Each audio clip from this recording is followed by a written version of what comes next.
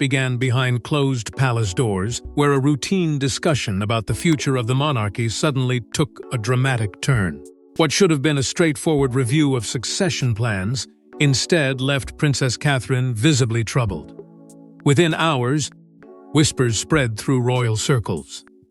Something had been proposed regarding the future heirs, and Catherine was not willing to stay silent. Before we go deeper into what this really means for the royal family, make sure to subscribe so you don't miss a single update.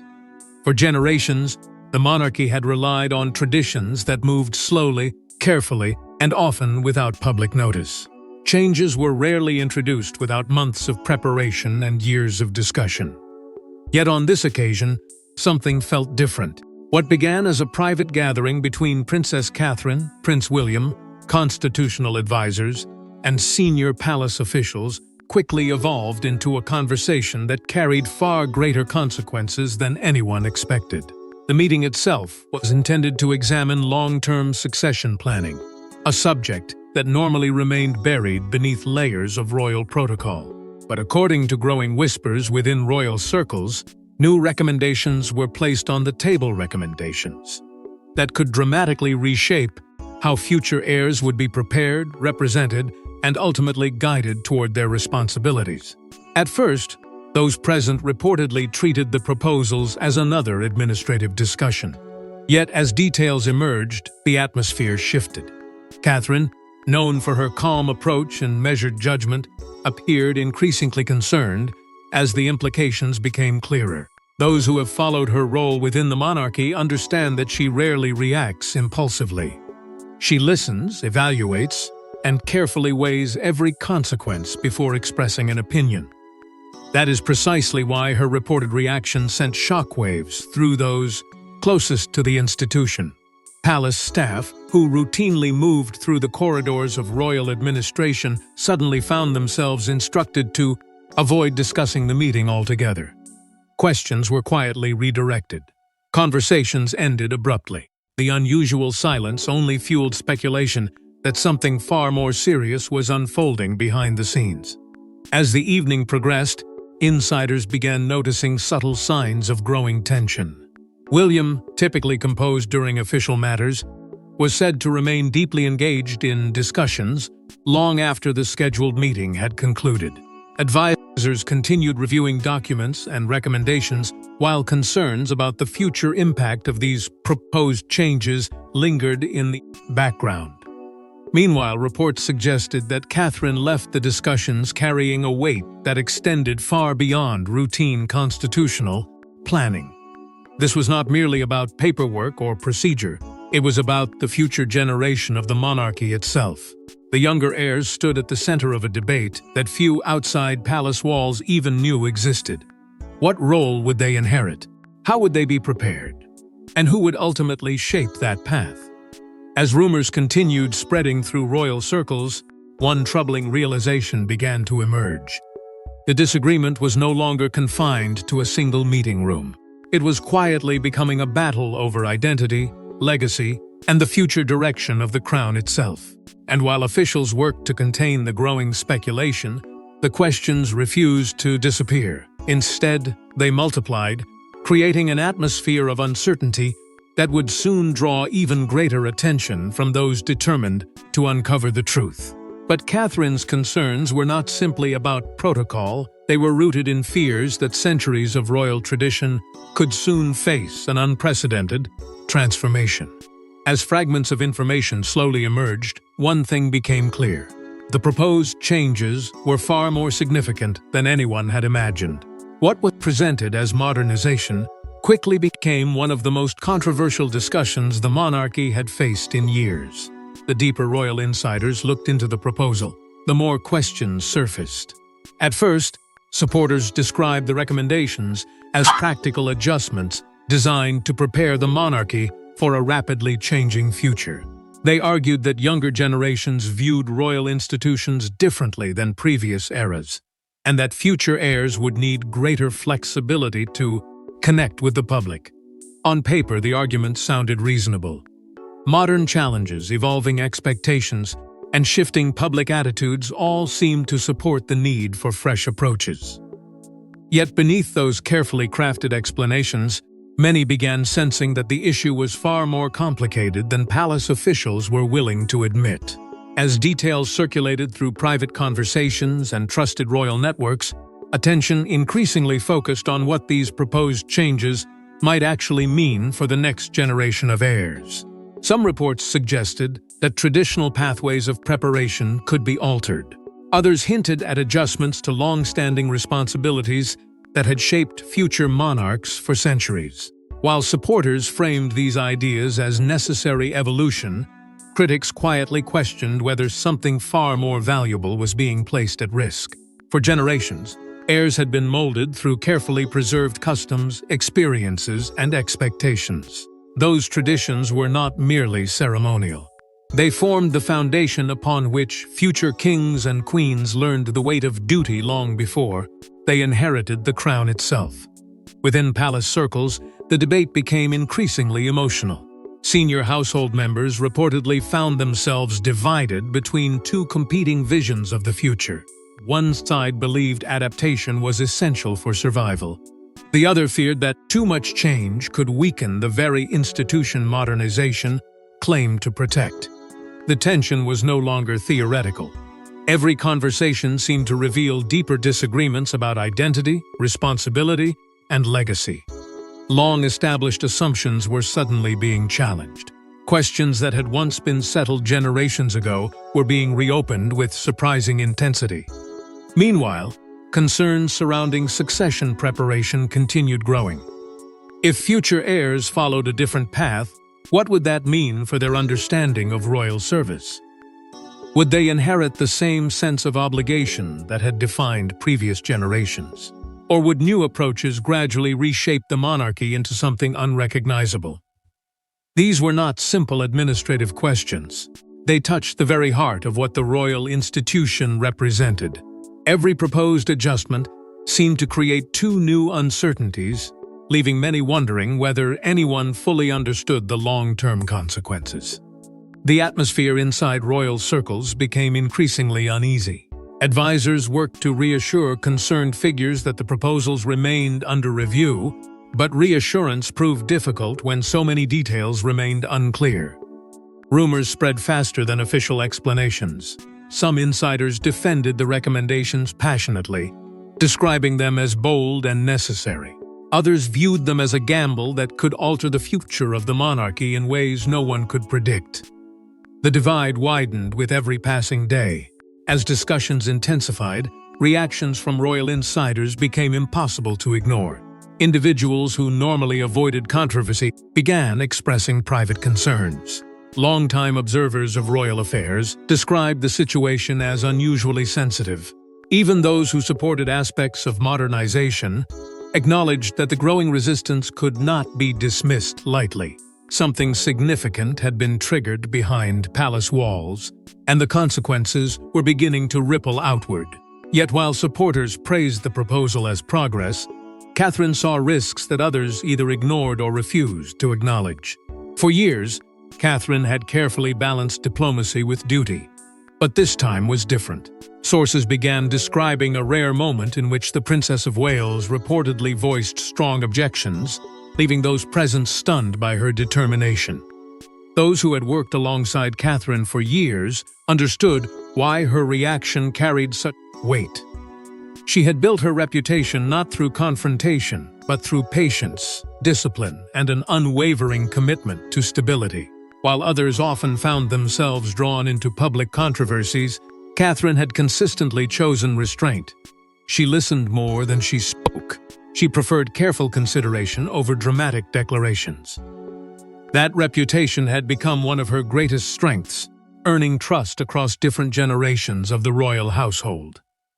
Yet it was precisely because she rarely challenged discussions openly that her reported objections created such a powerful shockwave throughout palace circles. As concerns surrounding the proposed heir protocol changes continued to grow, Catherine reportedly became increasingly focused on one question above all others. What kind of future was being created for the next generation of heirs? For her, this was never simply about procedures, titles, or administrative reforms. It was about responsibility. It was about preparing young royals to carry burdens few people could fully understand. Every generation of heirs faced enormous expectations, but they also inherited centuries of accumulated wisdom. Catherine reportedly feared that some of the proposed changes could unintentionally weaken the foundations that had guided future monarchs through moments of triumph and crisis alike. What made the situation even more dramatic was the conviction behind her position. According to those familiar with the discussions, Catherine did not merely express concern. She challenged assumptions that many had begun treating as settled conclusions. Questions were raised. Arguments were examined. Long-held expectations about modernization suddenly faced resistance from someone whose opinion carried enormous influence. For some in the room, the objections were unexpected. For others, they revealed a deeper struggle that had been building beneath the surface for far longer than anyone realized. At the same time, Prince William's position appeared to evolve. Initially viewed as someone carefully weighing every side of the debate, he reportedly became increasingly aligned with Catherine's concerns as discussions continued. The more details were examined, the more questions emerged about long-term consequences.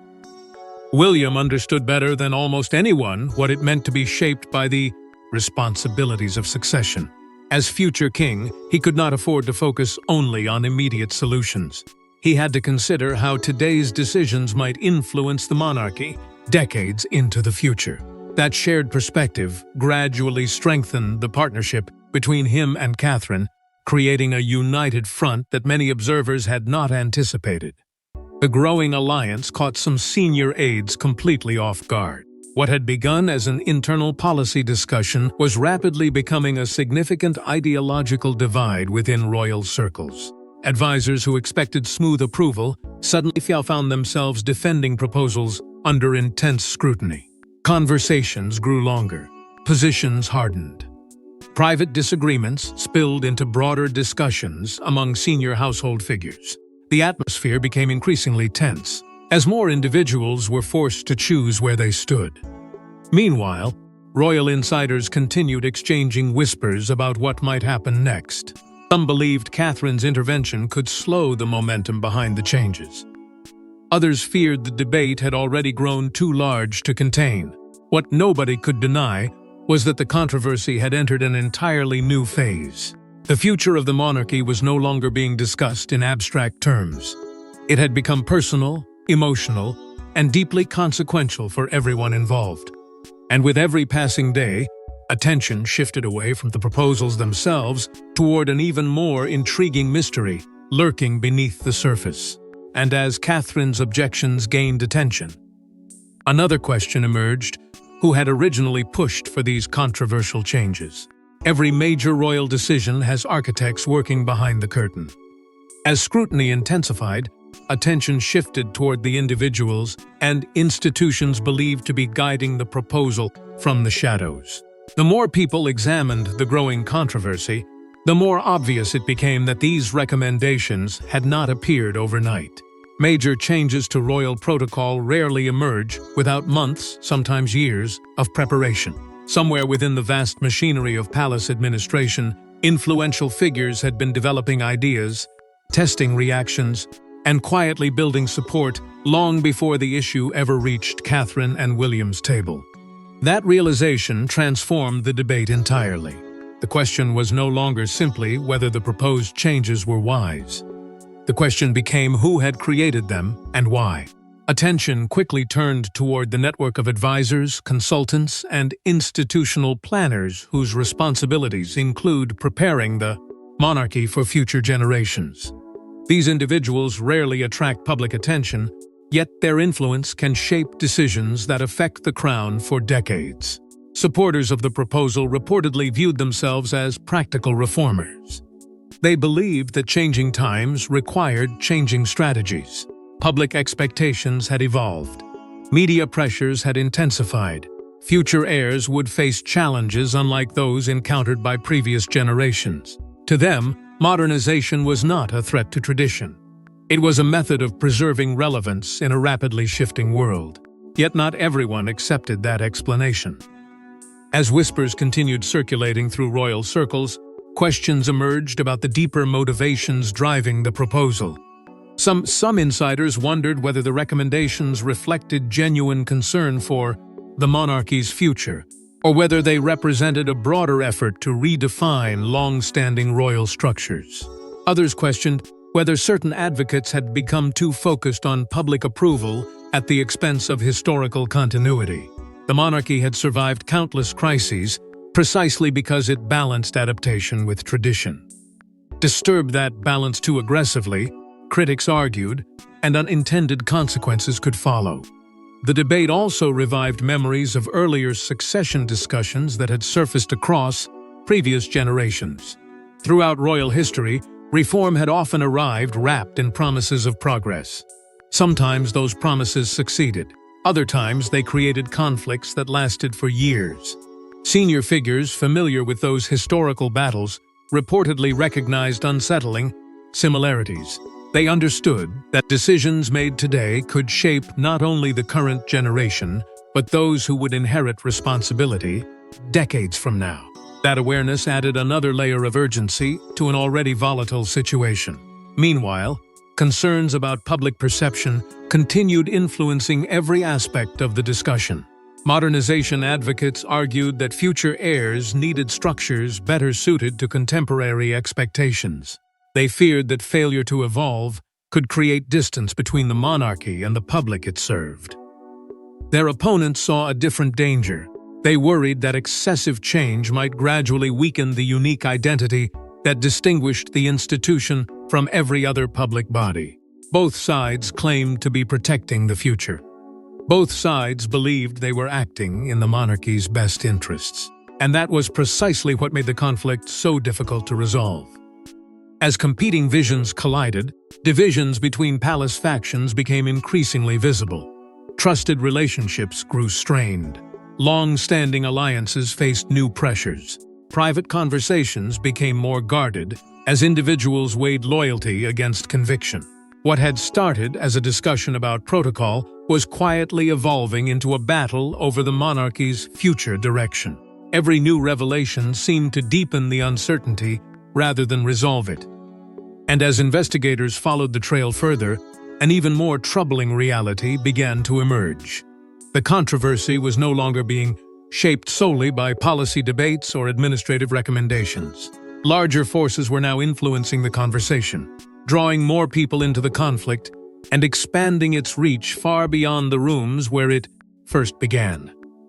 But the deeper investigators looked, the clearer it became that this disagreement was no longer confined to private meetings. Caught between competing visions of the monarchy's future stood Prince William. As heir to the throne, every decision carried enormous consequences, and remaining neutral was becoming increasingly impossible. As the controversy expanded beyond private discussions, the pressure surrounding William intensified from every direction. He was no longer simply a participant in the debate. He had become one of its central figures. Every conversation seemed to lead back to him. Every proposal eventually required his consideration. Every concern raised by Catherine carried additional weight because of the position he would one day inherit. The future king found himself standing at the intersection of tradition, responsibility, and change, knowing that whatever path emerged from this conflict would shape not only his reign but also the generations that followed. For years, William had prepared for a role unlike any other. His life had been defined by succession, duty, and the expectation that one day he would safeguard the institution that had endured for centuries. That preparation gave him a unique perspective on the growing dispute. Unlike advisors focused on policy or strategists focused on public perception, William understood the personal reality of being raised within the system under discussion. He knew the sacrifices. He knew the discipline. He knew the burden carried by every future heir. That experience made it increasingly difficult for him to dismiss the concerns Catherine had been voicing from the very beginning. At the same time, powerful pressures continued building around him. Advisors presented arguments for modernization. Institutional planners emphasized the importance of adapting to changing expectations. Supporters of reform warned that failing to evolve could create challenges for future generations. Their reasoning was often persuasive. They spoke about opportunity, relevance, and long-term sustainability. Yet every argument in favor of change seemed to be met by an equally powerful question about what might be lost in the process. William found himself navigating a landscape where every answer created new uncertainties. His loyalty to Catherine only deepened the complexity of the situation. This was not merely a professional disagreement taking place within palace structures. It was also a shared concern between two people who had spent years preparing their family for responsibilities unlike any other. Catherine's fears were not abstract. They were rooted in genuine concern for the younger heirs, who would one day inherit the consequences of decisions being made today. As William listened to those concerns, he reportedly became increasingly aware that the debate was no longer about modernization alone. It had become a question of stewardship. What exactly were they preserving, and what were they being asked to change? Meanwhile, public curiosity continued growing. Rumors that had once circulated quietly among insiders now began attracting wider attention. Royal observers started asking questions.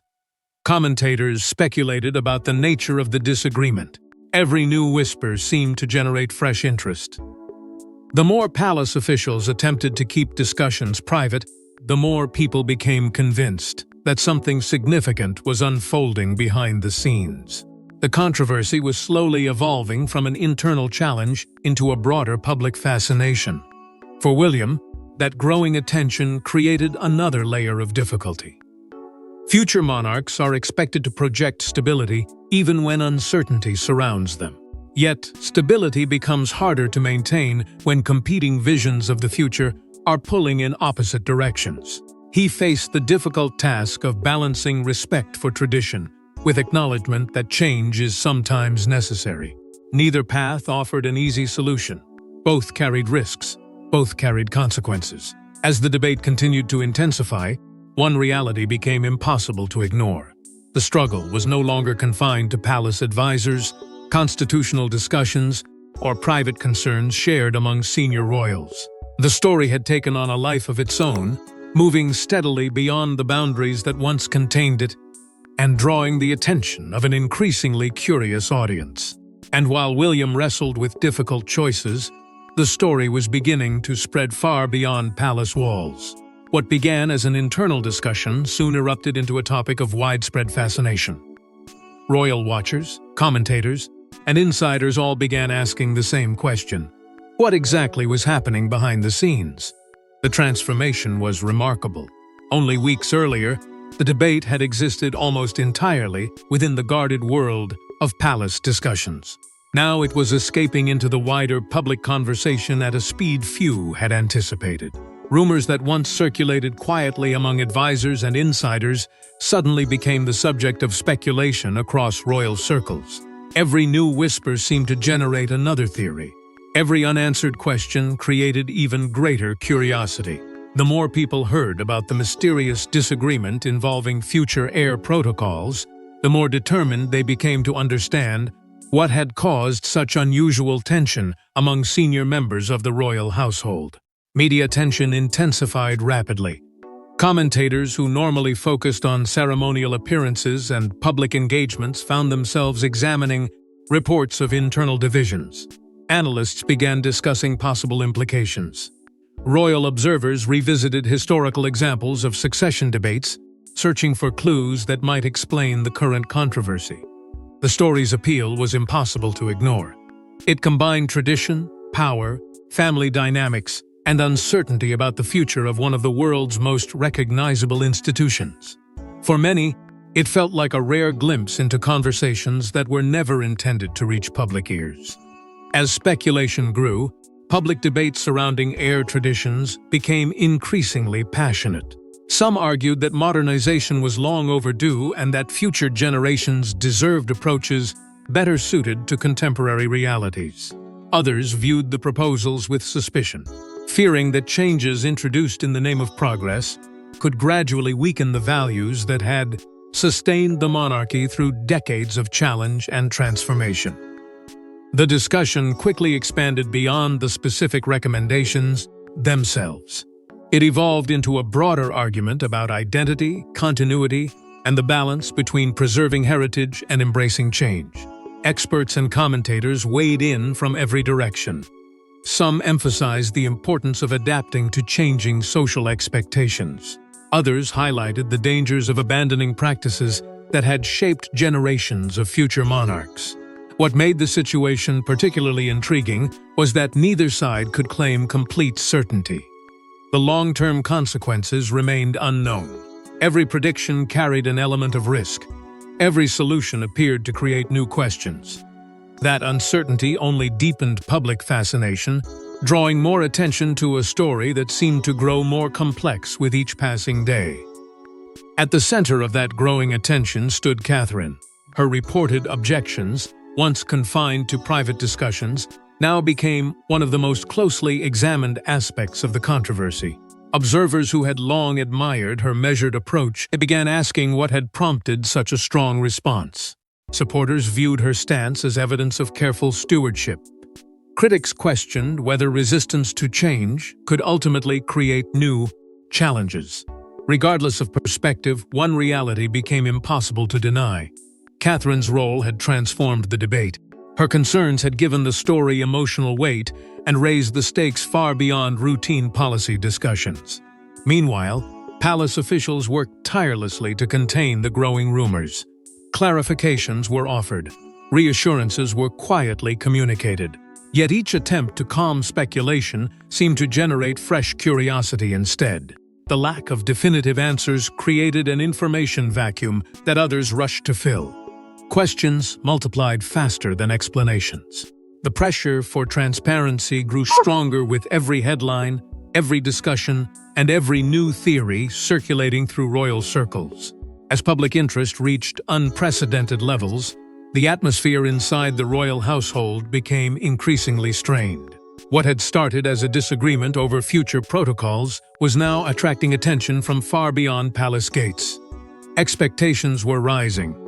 Demands for clarity were growing louder, and those closest to the situation could feel that something significant was approaching. The controversy had reached a stage where maintaining silence was becoming as difficult as providing answers. But as public scrutiny intensified, pressure inside the royal household reached a breaking point.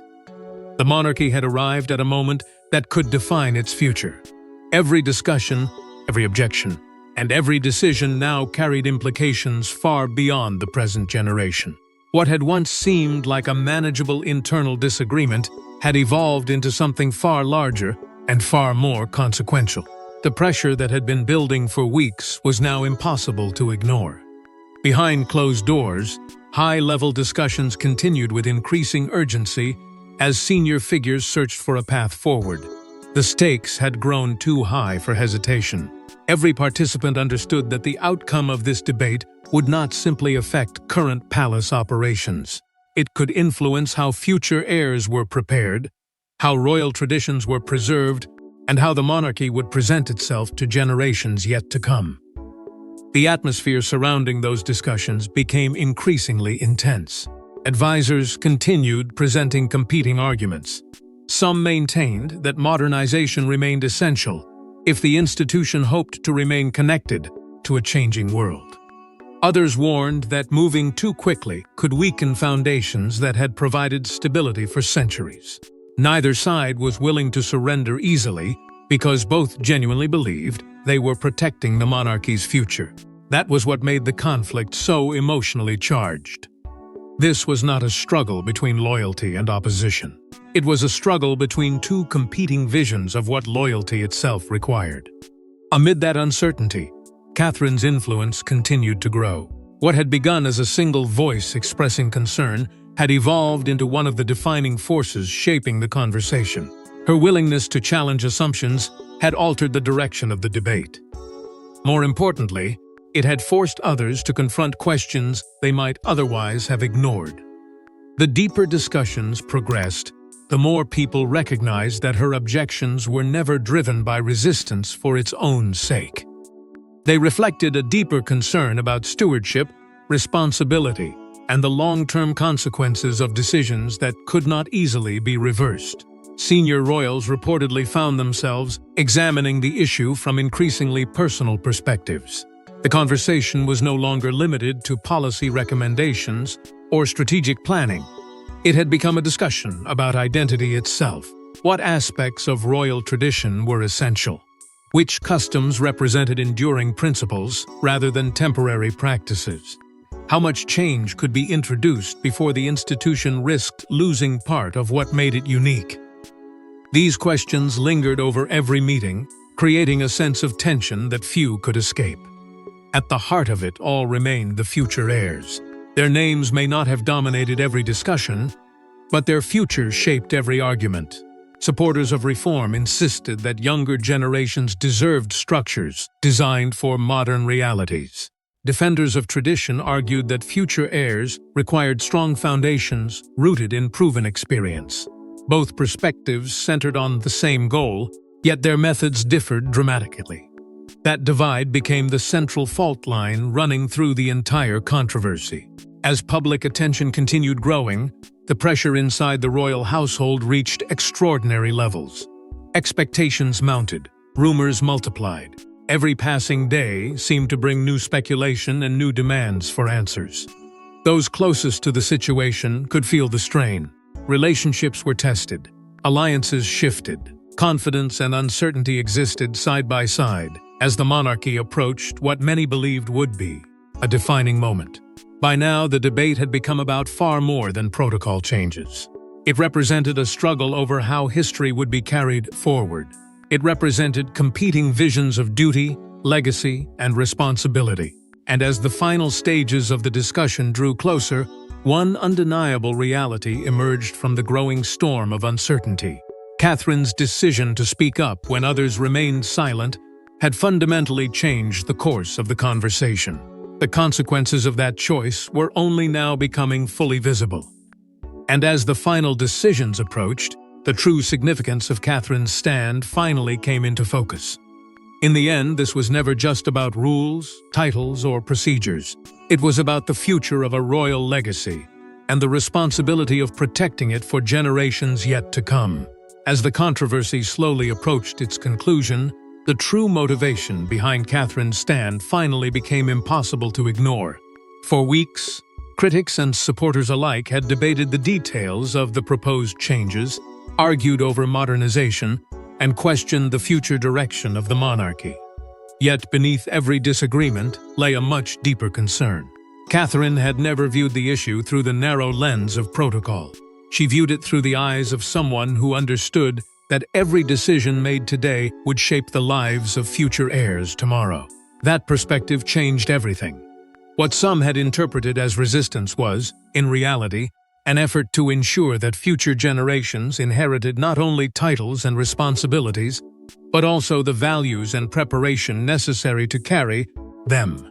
The significance of that concern became clearer as the wider debate settled. The monarchy has always existed in a delicate balance between continuity and change. Adapt too slowly, and it risks losing relevance. Change too quickly, and it risks losing identity. That tension has followed the institution through every generation. The challenge has never been choosing between tradition and progress.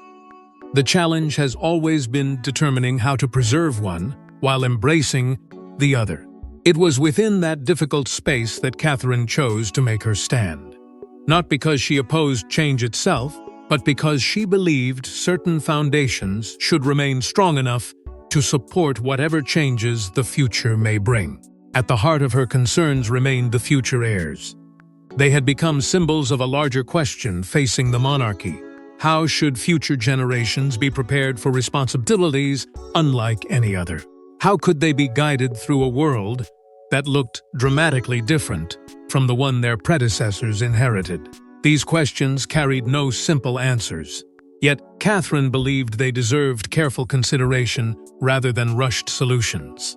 Her willingness to raise those concerns transformed the conversation from a technical debate into a discussion about stewardship, legacy, and long-term responsibility. Throughout the controversy, William and Catherine emerged with a shared vision that gradually became more visible. Both understood that the monarchy's future depended not only on adapting to modern expectations, but also on preserving the principles that had sustained it through countless challenges. Their partnership reflected a belief that progress and tradition do not have to exist as rivals. Instead, they can work together when guided by thoughtful leadership and a clear understanding of what truly matters. That vision helped reshape the debate and encouraged others to consider the broader consequences of the decisions being made. The long-term impact of the controversy may not be fully understood for years, yet its significance already feels undeniable.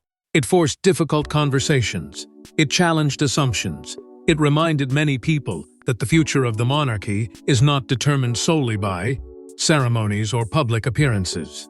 It is shaped by the choices made during moments of uncertainty, when competing priorities collide and leaders must decide what principles they are willing to defend. As the dust finally began to settle, one powerful truth remained. The debate was never really about winning or losing. It was about protecting something larger than any individual, any title, or any single generation. The future of the monarchy will continue evolving, just as it always has. But the questions raised during this controversy will likely influence discussions for years to come, serving as a reminder that preserving a legacy requires both courage and foresight. Because sometimes the most important battles are not fought for power, but for the legacy that follows. Thanks for watching.